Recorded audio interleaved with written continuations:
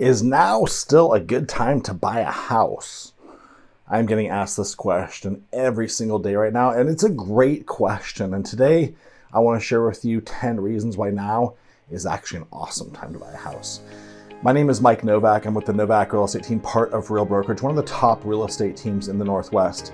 And today I want to share with you the same conversations I'm having with a lot of our buyer clients in our team right now. Here's the top 10 reasons why buying a home right now still makes a tremendous amount of sense. And stay with me because this is going to be a little bit of a longer video, but there's a lot of points that I want to go over with you here. The first one, prices haven't actually gone down yet in our market. So for Snohomish County, which is our backyard market, like we service a lot of the Northwest, but Snohomish County is our true backyard where most of our agents live and where I live and where our office is at.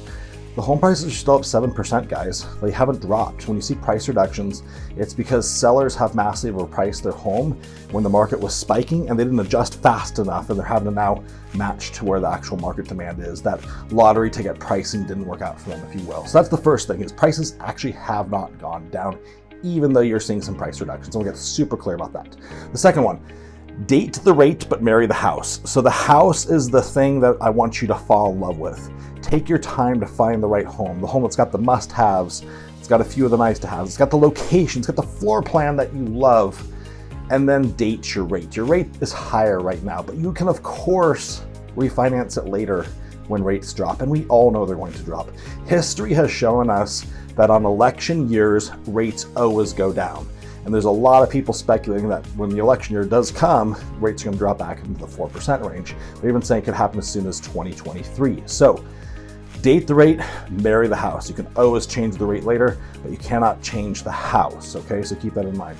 Number 3, homes are not escalating $150,000 over list price anymore. You can actually get a home at list price or even below, because there's more inventory, more competition, and less buyers that are putting offers in on property. So it's not nearly as competitive as it was even 6 months ago. You're gonna save a ton of money because of that. Number 4, you can actually do a home inspection. You couldn't do home inspections during the last 2 years in most cases, or you had to do a pre-inspection before you even offered on the house.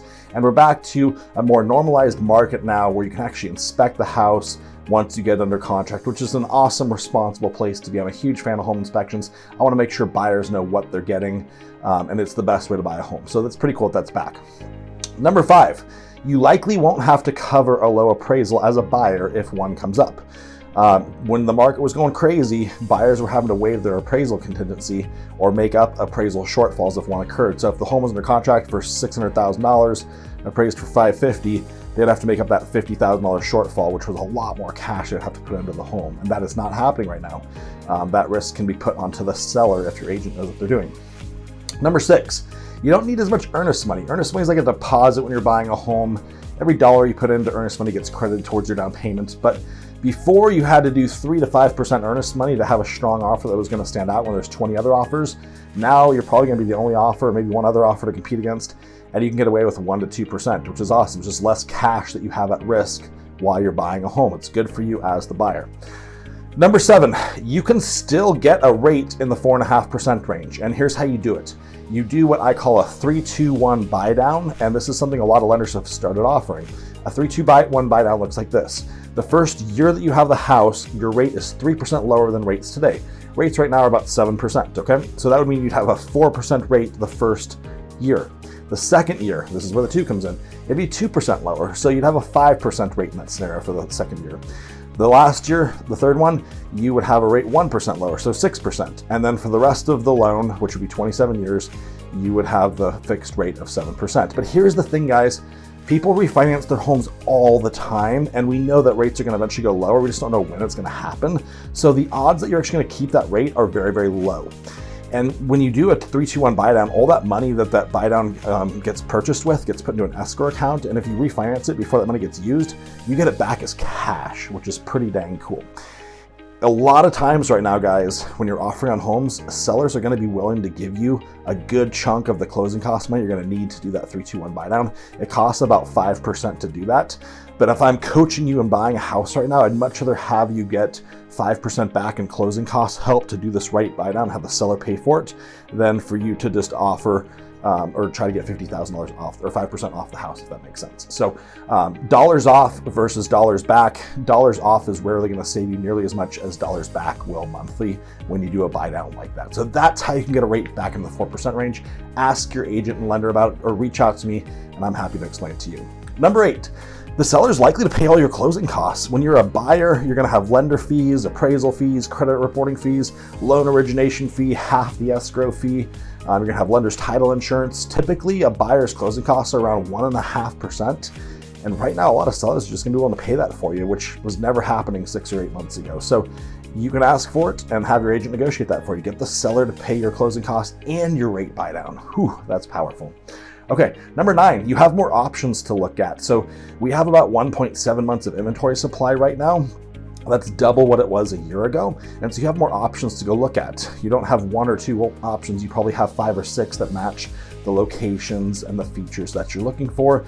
It's just a better buying climate when you have more options to look at. This is still even a market that is in favor of the seller, but it's neutralizing and normalizing towards a balanced market. A balanced market is about a 6-month inventory supply. Like I said, right now we have about 1.7 at the current moment. So that's number 9. Number 10, if rates drop, you are going to see an absolute influx of buyers again. You're going to see all these buyers that were sitting on the sidelines, scared to do anything, and they're going to jump into the market right away if rates go down after the first of the year and into spring. And you're going to see a buying frenzy again, much like we had last spring, where homes went $100,000 over list price, had to waive all contingencies, super competitive, and home prices will be higher than they are now. So that is not what you want to experience. We know that when there's a bunch of buyers enter the market like that, just like earlier this spring, prices skyrocket, and that's going to be likely what you see next spring if the rates do drop by that time. So it is important that we realize this is not a crash, this is a cycle. There's a lot of reasons this is not 2008. Again, I'll do another video explaining that. But this is very different than that. This is a cycle that our economy is going through. There's a lot of inflation happening right now, and we're trying to rein that in as a country. And so it's not a bad thing. And we know that 3% interest rates are not sustainable for the long term. So you're seeing the normalization of markets right now. It's not a crash, it's a normalization.